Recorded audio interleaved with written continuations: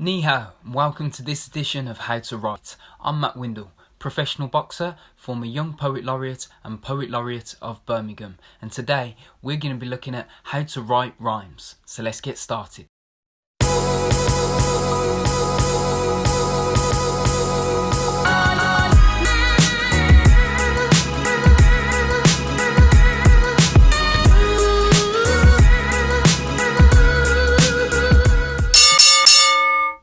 A rhyme is the repetition of the same or similar sounds and can be really beneficial for memory retention.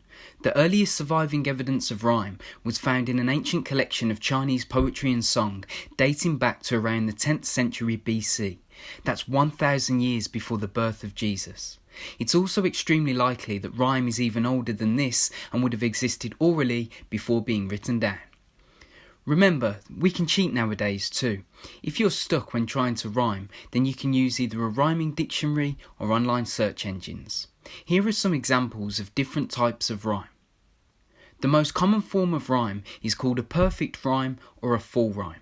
This is when the final accented vowel and all succeeding consonants share the same sound. For example, great with mate and high with buy.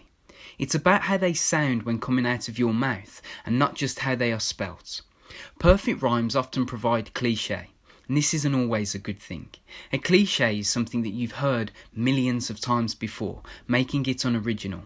Here's an example of some cliché rhyming words that you definitely would have heard before. Love with dove or above, breath with death, and heart with start or apart. It's also important for me to point out that there's nothing wrong with using a cliché rhyme, but you want to be aware of the fact that the rhyme you're using is a cliché and to ensure that you don't fill your poem with cliché. One way to avoid the cliché rhyme problem is to use another type of rhyme called a half rhyme or a near rhyme. This is when words have a similar but not the exact same sound. The words will share either the same vowel or consonant sound, but not both. For instance, creator and maker are half rhymes, sharing the same A and E vowel sound, which is also known as an assonant rhyme. Whereas words like ball and bull, or tame and time, are consonant rhymes because they share only the same consonants. The final type of rhyme that I'll talk about is called a phrase rhyme. This is when you use two or more words and combine the sounds to make them rhyme with a single word. For example, the words say so is a phrase rhyme with potato, and the words send her is a phrase rhyme with temper.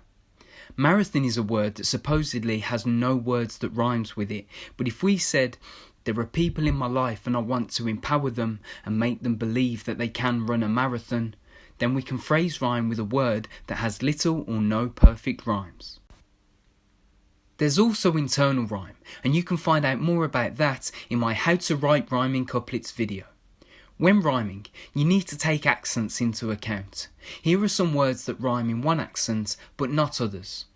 Start and path doesn't rhyme in my Birmingham accent, but they do rhyme in a London or posh accent when pronounced start and path.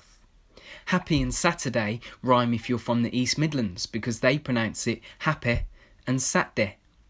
Seat and create rhyme if you come from the Black Country because they call a seat a sate. And hairy can rhyme with carry in many American accents. What words rhyme in your accent that maybe doesn't in other accents? Let me know in the comments. When writing performance poetry, it's important to think about how the words sound when coming from your mouth.